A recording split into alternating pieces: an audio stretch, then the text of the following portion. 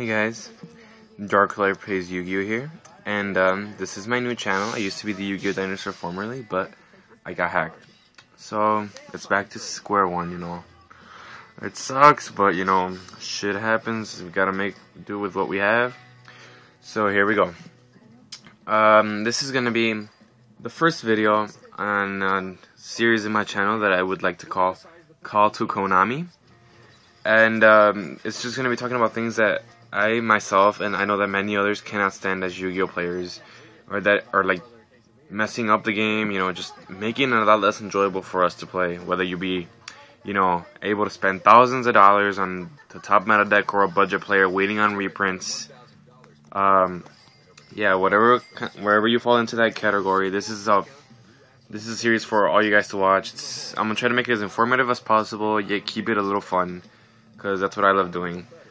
I can never be taken seriously, but I'm gonna try. And to start it off, you know what these are. You've probably seen them before. If you haven't, pause this video, get on Google, look up Card Fight Vanguard, and you're gonna see these things. Not necessarily these cards, but similar looking cards to these. If this is pretty much the new game that's taken the Yu-Gi-Mons, the Yu-Gi-Oh game by storm. Honestly, this game is really starting to scare me. I love Yu-Gi-Oh as a player. I've been playing, you know, since the game came out. I started when I was 5, you know, bought my starter deck Kaiba with the blue eyes. Man, those were the days. But anyways, back to this. And I'm sorry for the background. The TV is on, guys, and I don't want to get up. I'm too lazy. Anyways, back to Vanguard for the second time. This game is, honestly, it's giving Yu-Gi-Oh! It might give Yu-Gi-Oh! A run for its money. Not now, you know, not in the next 2, 3, 4, 5 weeks. But in the long run, I think this game might honestly give, like, Yu-Gi-Oh! A very good run for its money. Why? You know how Yu-Gi-Oh! Works. We have the meta, we have, i.e. Tier 1, Tier 2, Tier 3, Tier 4, Tier 5, Tier bajillion. And usually, Tier 1, aka the meta, rules over everything. What would that be? You know, your Mermail Atlanteans, your Wind-Ups, your all that kind of shit. And as far as I know in Vanguard, I'm still not 100% on the game, but you know, I'm learning. You know, trying to get educated on it. There is no meta in Vanguard, cause Vanguard, it is a strategic game. It's sort of like chess. You gotta know what to play. You gotta, like, I believe it has something to do with triggers. I'm still kind of new to this, but I'm learning. It has something to do with triggers, like you hit the wrong trigger or something, you lose. It seems intricate enough. Anyways, the game is based on luck. A good portion of it, as far as I know, is based on luck. And that's what makes the game, in my opinion, from what I've seen people play here on YouTube, or some people play at my locals or whatever. It seems the game looks a lot of fun. Basically, the deck structure, I believe, is 50 cards, no more nor less. And the decks are structured by clans, which would technically be archetypes in our, you know, Yu-Gi-Mon world. And this is one archetype. This is the Angel Feather archetype. I know you guys can't see that, but yeah. And this is Spike Bros. And technically, the deck revolves around these two, well, not your clan in a way. And that's how it works. Each clan, you know, has a different way of winning or whatever. It's really intricate. And the reason I'm scared that Vanguard actually might knock down Yu-Gi-Oh! From the top spot is, one, the prices. Here you have, you know, one of the most expensive and desired cards in the TCG right now, Bismegalo. Not first ed. Go on eBay. Pause this video, go on eBay right now, look up a Bismegalo. As mine is not first ed, look it up non-first ed. Sells for around $60 to $70. Okay, that's a lot. And if you're running Mermail Atlanteans, you need 3 of these in order for the deck to function at a average competitive level, as far as I understand with this deck, which I have played before. It's fucking annoying. Go on eBay once again. Look up Card Fight Vanguard. Look, see what the most expensive card you can find is, and the most expensive cards I'm seeing on there is about $20, $30 at the most, and it's not just one card, it's about like 2 or 3 cards. Like these guys, apparently this is a perfect defense because it has a 0 right there, and this card is really one of the big boss monsters. I don't know if I can say that in Vanguard, but one of the big boss monsters of the Angel Feather Clan. And she, yes, it's a she, I believe, because she has breasticles, is about $10. This guy is also about $10. And you pretty much run, I believe, I'm not sure how you run it, depends on how you want to build your deck, but you can run from anywhere from 1 to 5 of these, if I'm not mistaken. Correct me if I'm wrong, but I believe you can run up to 5 of these. And that's about, what, $50? So, big boss monster. 5 of these, $50. Big boss monsters, 3 of these, $210. Do you see where I'm getting with this? It's stupid. And Konami keeps doing this to us in every set, you know. Yes, we got blessed with the reprints. We got the Rabbit, the Doka, the Lagia, the Tool Guide, the fucking Maxi. Yeah, hooray, you know, we were like happy for about 2-3 weeks. Hey guys, well, in Abyss Rising, we're going to be releasing Mermails. You know, you're going to have to pay $100 for Megalo. And now, we're on the dawn of freaking Cosmo Blazer.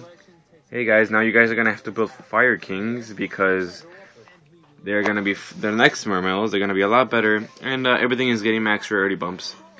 Also, other cards that you wanted, such as Breakthrough Skill, are going to be extremely expensive. How do I know that? Because Breakthrough Skill has already been confirmed as an Ultra. That means it's going to be a pretty penny out of my wallet and your wallet too. Deep breath. Again, Vanguard, as of right now, there isn't too much OP as far as I've seen with Vanguard organized play. But then again, it's because the company, which I do not know exactly how to say right now because it's a strange name. It's a small, I don't want to say small because Vanguard's pretty big in Japan and other places like Singapore or whatever. It's a rather big company in those places, but here it's a younger company. It hasn't been around as long. You know, Konami has been around for a long time. You know, Konami has other stuff going for them. They have video games, they have other manga, they have, I think they're in partnership with SJ. Anyways, Konami has a lot more things that they can make profit of, not just out of Mermails and Yu-Gi-Oh. Meanwhile, on the other hand, Vanguard is still a small game, pretty much. Like, you do see people playing it every once in a while, and, you know, it's like a novelty for me and my friends, because they're like, whoa, like, you know, what do these cards do? Like, we're just annoying them because we have no idea what's going on, but it seems fun. And I think that's the one advantage that Yu-Gi-Oh has on Vanguard right now, is that Yu-Gi-Oh is like already set up. You know, we already have our regional circuits, we have our YCS circuit, we have nationals, we have worlds, we have YCSs, and, you know, like every fucking other country, Europe, Spain, you know, wherever. Vanguard still doesn't have any official organized play as far as I know, you know, like having their own regionals or whatever they would be called, you know, tournaments. And that's still something, but honestly, I don't think it's too far from when we see, like, don't be surprised if over the next few months, or like in this, you know, 2013, in this year, you know, you start seeing Vanguard tournaments popping up everywhere. I honestly wouldn't be surprised, because I can totally see Vanguard right now, as the game stands. I can honestly see it rivaling Yu-Gi-Oh! Or even knocking it out of the top 3. The top 3 right now are currently, you know, Magic, Pokemon, and Yu-Gi-Oh! You know, all those 3 breaking millions of dollars, you know, great games. But honestly, this is like going up really quick, and it's getting scary. I mean, the game is a lot of fun. It's purely based on, like, there's no meta, no one deck reigns supreme. So, and so you don't, when you're playing, you know, you don't have to worry about, oh, I'm gonna be dealing with this, I'm gonna have to side into that. No, there's none of that in Vanguard. Vanguard is like every deck doing its own thing, and it's just a lot of fun from what I have seen. And the only thing that stops a Yu-Gi-Oh card is a Yu-Gi-Oh card.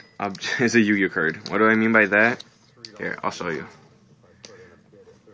These things are the same size as Yu-Gi-Oh cards. As you can see there, they're the same size as Yu-Gi-Oh cards. They fit in the same sleeves, so I can switch them around, put that in that, etc, etc, etc. You know, we can use the same gear, we can use the same mats, you know. Only thing that's different is going to be the gameplay and the freaking product we're using. Meanwhile, like, you know, You know, Vanguard, you would have to buy like, I mean, like, I'm sorry, like if you were to play like, you know, Magic Pokemon, you know, bigger sleeves, bigger deck boxes, you know, all that kinds of shit, dice, counters, you know, all kinds of fucking shit. Meanwhile, in this, you only need your cart, you only need your deck, the map, you know, dice if you play some sort of dice or counters, but you don't have to play that, it's only if you want to. And the deck is, and I'm sorry, both games are pretty much similar. Another thing that's really cool about Vanguard is the artwork. You gotta admit, they have some pretty legit artwork. Like, this looks really cool. And this looks like some form of secret rare. I believe this is a double rare. Yeah. And, I know Konami is, like, you know, has been pushing for the new artwork. And, like, sorry. We've seen it in the newer sets. Like in Abyss Rising or whatever, like the mermaids look pretty cool, the new prophecies look pretty cool, but I think this has far cooler artwork than this, and not to mention like the card layout is, maybe that's just me craving something new, because I'm getting tired of this, but the card layout seems a lot cooler. Like there's thingies on the side, and there's thingies right there, and then there's the effect, and then it has like a description, like her description is power to protect the weak. That is the power of an angel. It's pretty cool. Meanwhile, Yu-Gi-Oh, you know, it's just picture, name, level, attribute, thingy telling you if it's for set or not, and code name. That's it. It's pretty boring. And Vanguard versus Yu-Gi-Oh, I don't know. There's a lot of things this game has going for right now. The prices, I already went through this, but I'm gonna go through it again. The prices is just a big difference. Being the player that I am, I love Chaos decks, so I of course need to run this bitch, the BLS. And I got happy when they announced the Legendary Collection reprint, and you know, I was expecting BLS to drop like a good $10 so I could stock up on more than one. It didn't drop for shit. BLS is still at $30. The only thing that's different is the Legendary Collection one is about $2-3 cheaper than the other ones. It's like, that just pissed me off. I was expecting, you know, BLS to drop down to 20, 15. Maybe then I could just stock up on a bunch of them. But no.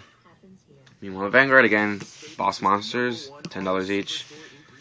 Boss Monsters, $30 each. You can only run one though, thank God. $60, $70. It just doesn't add up. And Vanguard, I think the most, like, each set, as I think from what I've heard, has a certain value. So like the highest being $150. So with like a good $150, you could buy at least one of every card in the set, if I'm not mistaken. Again, correct me if I'm wrong. I'm still very new to this game. But meanwhile, on the other hand, you have, let's use Abyss Rising for an example, because it's our most recent set. It's got, you know, the infamous mermaids. It's got a bunch of new secrets, all kinds of shit. Abyss Rising was extremely hyped up again because of the Mermaid Atlanteans. Before that, we got like the Realm of the Sea Emperor structure deck, you know, about a month and a half before we got the set, and you know, people were like stocking up on it really quick because they knew that they were gonna use like the Atlantean infantry and all that stuff. And then when we got this, like sneak peek prices, this guy was, if I'm not mistaken, like at 200. And, you know, he dropped. Thank God he dropped. But he's still at a pretty high amount. And, this isn't, like, you know, the only money card in, freaking Abyss Rising. We have the Grand Spellbook Tower, which currently goes for about $20. And if you're running spellbooks, and you've seen this, like, in, you know, the big YouTuber channels, like DDG or Amanda the Palm, you gotta run 3, because it's fucking amazing. You can't go about without running 3. It's just a boss. Meanwhile, Vanguard, you can, so let's say you were to run 3, that's already $60. Again, Vanguard, you can run 5, these are $10 each, so that's $50. That's 5 boss monsters, 5 less things you gotta worry about. And it's a lot less money. You can, you know, use it to buy other shit, buy food, buy whatever you want. But I think I'll leave it here. I'll leave it here for right now, you guys. It's a pretty long video. I don't want to put you through all this. I hope you guys enjoyed watching this. Maybe you got something out of this, maybe you didn't. Tell me down below why you think Vanguard could actually give Yu-Gi-Oh! A run for its money, you know, why it might not get out of the top 3, what you guys think was going to happen in the future. But again, there's a lot of factors that come into play. Price, you know, organized play. There's the players themselves. Honestly, there's all kinds of things right now. So comment down below, tell me what you guys think. I'm very intrigued to see what happens with this. I will try Vanguard soon. You know, actually build a deck or something. Maybe I'll have a deck profile for it. But for right now, it's just gonna be, you know, I'm just gonna be a bystander. I'll see what happens. But thanks for watching, guys. Dark Art Plays Yu-Gi-Oh! Signing out. Love you guys.